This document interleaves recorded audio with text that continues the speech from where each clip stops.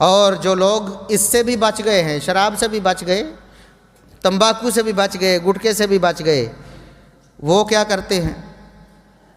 وہ سمجھتے ہیں کہ شاید یہ خنزیر کا گوشت ہی حرام ہوتا ہے، کسی کا حق کھانا تو حرام نہیں ہوتا۔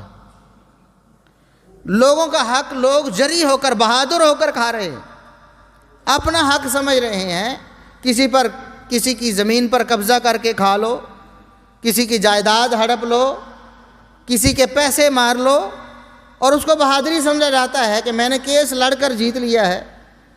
وہ سمجھتا ہے کہ شاید مجھے پرمٹ مل گیا، یہ اللہ کی طرف سے پرمٹ ہے، یا یہ رسول اللہ صلی اللہ علیہ وسلم کی طرف سے مجھے سرٹیفکیٹ جاری ہو رہا ہے کہ میرے حق میں فیصلہ ہو گیا تو لہٰذا جائز ہے۔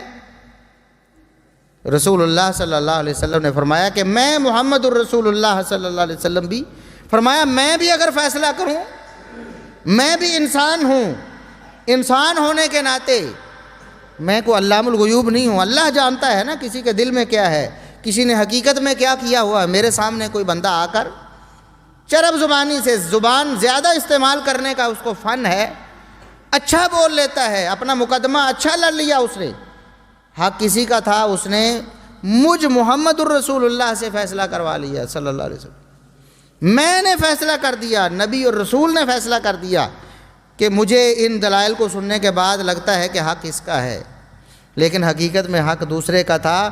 اللہ کے رسول صلی اللہ علیہ وسلم فرماتے ہیں میرے سے حق لے کر گیا ہے تب بھی جہنم کا انگارہ لے کر گیا ہے۔